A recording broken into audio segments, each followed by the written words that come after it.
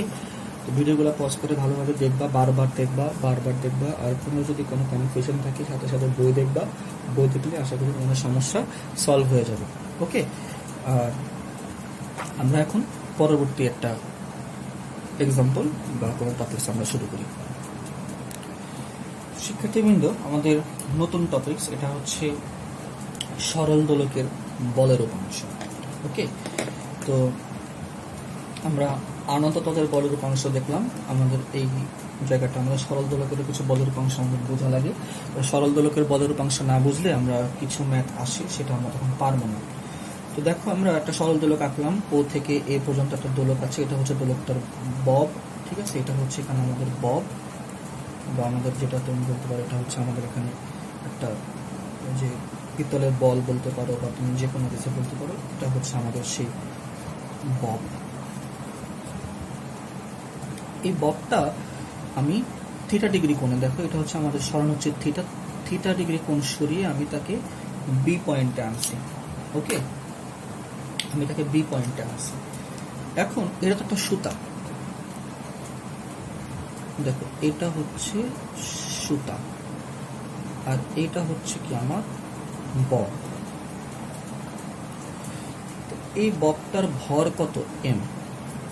এই জায়গাটা ভালোভাবে বোঝার ট্রাই করো। তাহলে যেহেতু তার একটা ভর আছে, অর্থাৎ তার ওজন আছে, তাহলে ওজন কোথায় কাজ করবে? ওজন কাজ করবে খাড়া নিচের দিকে। ওকে, ওজন W is equal to mg কাজ করলো খাড়া নিচের দিকে। আচ্ছা, এখন এই ববটা ছিটকে চলে যাচ্ছে না কেন? কারণ এই ববটাকে সুতা তার কেন্দ্র বরাবর টানতেছে। তাহলে সুতার টান যেটা, দেখো সুতার যেটা টান সেটা কোন বরাবর? সুতার যেই ঝুলন বিন্দু এই বরাবর হচ্ছে তোমার সুতার টান টি। টি হচ্ছে এখানে আমাদের সুতার টান। আমরা নাম দিই, আমাদের W হচ্ছে, নাম দিই আমাদের W হচ্ছে ওজন, টি হচ্ছে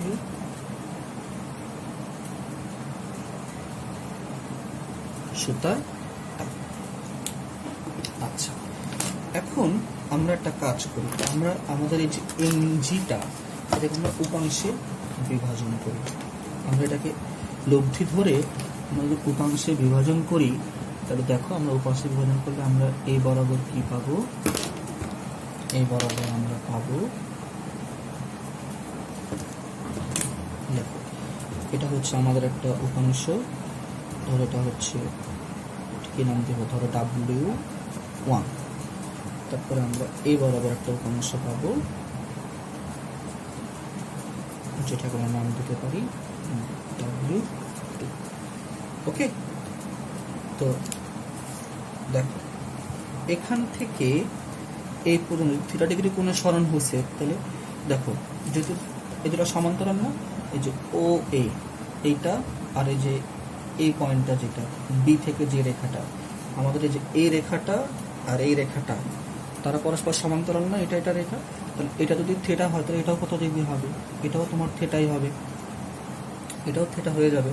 যদি থিটা হয় তাহলে এখন তুমি এখান থেকে যদি ত্রিভুজ কমপ্লিট করো, তো যদি এখান থেকে সমকোণী ত্রিভুজ কমপ্লিট করো, এটা যদি তোমার 90 ডিগ্রি হয়, তো W1 কত? দেখো এখান থেকে তুমি cos থিটা কি পাবা? এই ত্রিভুজটাতে ধরো এটা হচ্ছে BDM, এবার তুমি ত্রিভুজ BDM এ কি পাচ্ছ? cos থিটা কি পাচ্ছ? ভূমি বাই অতিভুজ BM বাই OD। তাহলে BM তুমি কি পাচ্ছ? OD cos theta. BM কি? W1। OD কি? WMG, mg cos theta. অর্থাৎ তুমি এই বরাবর যে উপাংশটা পেলা, এটা হচ্ছে বেসিক্যালি আর কিছুই না, mg cos থিটা। এখন তুমি এখান থেকে যদি তুমি সেম ভাবে যদি তুমি এখন এখান থেকে যদি তুমি ত্রিভুজটা কমপ্লিট করো, দেখো সেম ভাবে তুমি যেখানে ত্রিভুজ কমপ্লিট করো তবে তুমি কি পাবা, দেখো এটা হচ্ছে আমাদের W2, যদি থিটা হয় তাহলে এটাও কত ডিগ্রি, থিটা অনুরূপ কোণ, সরি একান্তর কোণ, তাহলে এইটাকে আমরা নাম দিই এম, তো নাম দিই এম। তাহলে দেখো তোমার এই যে সেম ভাবে তোমার ত্রিভুজ বি ডি এন এ তুমি এটা কি পাচ্ছ, তুমি এটা কিন্তু লম্ব অধিভুজ, তাহলে সাইন থিটা, সাইন থিটা হচ্ছে তোমার কোণের বিপরীত বাহু লম্ব, লম্ব বাই অতিভুজ, অতিভুজ হচ্ছে তোমার বিডি, তাহলে বিএন হচ্ছে W2, এটা হচ্ছে তোমার এমজি সাইন থিটা। ক্লিয়ার? মানে তুমি এ বরাবর যেটা পেলা W2, এটা হচ্ছে আর কিছুই না এমজি সাইন থিটা। ওকে, তাহলে আবার আমরা যদি এখানে একটু ডায়াগ্রামটা তোমাকে দেখে আবার যদি এখানে একটু এঁকে দেখাই, ভিজে ভিজে লাগতেছে, তাহলে তুমি জিনিসটা বুঝতে পারবো সহজে।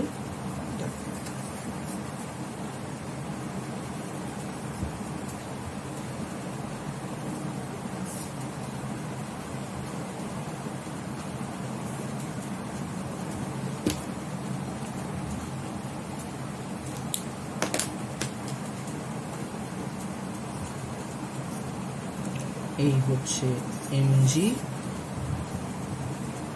এই হচ্ছে এমজি কস থিটা, এই হচ্ছে এমজি সাইন থিটা, আর সুতার টান হচ্ছে তোমার এই বরাবর। ওকে, তাহলে এখন পুরো সিস্টেমটা সাম্যাবস্থায় আছে না? দেখো পুরো সিস্টেমটা কিন্তু তোমার এখন সাম্যাবস্থায় আছে। যেহেতু পুরো সিস্টেমটা সাম্যাবস্থায় আছে, তাহলে আমরা এখন সাম্য বলের ধারণা এখানে অ্যাপ্লাই করতে পারি। তাহলে সাম্য বলের ধারণা অনুযায়ী দেখো আমরা এখন এখানে সাম্য বলের ধারণা অনুযায়ী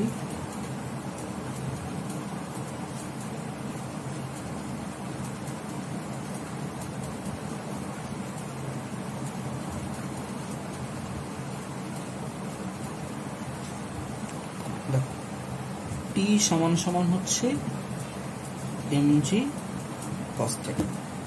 ক্লিয়ার? তো টি সমান সমান হচ্ছে এমজি কস থিটা, এই দুটা পরস্পর সমান, তারা ক্যান্সেল হয়ে যাবে।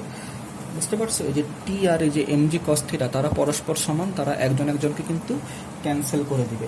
তাহলে শুধুমাত্র কার্যকরী বল কত থাকবে? MG sine theta.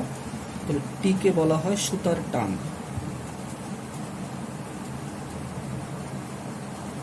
সুতার টানটি হচ্ছে MG sine theta, sorry MG cos theta. আর আমাদের যেটা কার্যকরী বল এফ, এটা হচ্ছে এমজি সাইন থিটা। ওকে, তাহলে সরল দোলকের ক্ষেত্রে এই হচ্ছে বলের উপাংশ। শিক্ষার্থীরা, আমরা আজকে ক্লাসের লাস্ট মুহূর্তে চলে আসছি। যতটুকু পড়ালাম ততটুকু আজকের জন্য এনাফ। বাসায় এগুলো স্টাডি করো। দুটা হোমওয়ার্ক দিচ্ছি, দুটা ক্রিয়েটিভ কোশ্চেনের মতো। এটা হচ্ছে একটা সরল দোলক এ বি সি, এটা এম এটা এন। ধরুন বিন্দু তোমার ও, ববের ভর হচ্ছে 20 গ্রাম, ও থেকে এর দৈর্ঘ্য 1 মিটার, সি থেকে এম এর দৈর্ঘ্য 0.2 মিটার, বি থেকে এন এর দৈর্ঘ্য 0.1 মিটার। প্রশ্ন হচ্ছে সি বিন্দুতে ববের বিভব শক্তি কত। 2 নম্বর প্রশ্ন হচ্ছে এ ও বি বিন্দুতে ববের গতিশক্তির তুলনা করো। ওকে, 2 নম্বর কোশ্চেন হচ্ছে এটা আনত তল। এখানে বি, এ থেকে বির দৈর্ঘ্য হচ্ছে 10 মিটার। বি বিন্দুতে একটা বস্তু আছে, তার এখানে একটা উপাংশ মানে ইয়ে দেওয়া 49, এটা হচ্ছে 24. তোমাদেরকে বুঝে নিতে হবে কোনটা কি। চিত্রে আনত কোণের মান নির্ণয় করো, মানে তুমি থিটাটা বের করবা। 2 নম্বর প্রশ্ন হচ্ছে কোণের মান পূর্বের তুলনায়, এটা হচ্ছে কোণ, হ্যাঁ এটা হচ্ছে কোণ, কোণের মান পূর্বের তুলনায় 15 ডিগ্রি বৃদ্ধি পেলে এ থেকে বিতে, মানে ওই 10 মিটার আনতে তোমাকে পূর্বের তুলনায় কত কাজ করতে হবে। ওকে, তো অঙ্কগুলো ভালোভাবে করো, স্টাডি করো, আর যেই লেকচারগুলো আজকে দিলাম এগুলো ভালোভাবে স্টাডি করো, অবশ্যই বই থেকে মিলিয়ে পড়বা। যদি কোনো সমস্যা থাকে আমাকে কমেন্ট বক্সে জানাও, আমি আশা করি উত্তর দিব। আর দেশের অবস্থা ভালো না, ঘর থেকে বের হওয়ার দরকার নেই, ঠিক আছে? নিজে সুস্থ থাকো, সবাইকে সুস্থ রাখো, স্টে হোম। ওকে, আসসালামু আলাইকুম, আল্লাহ হাফিজ।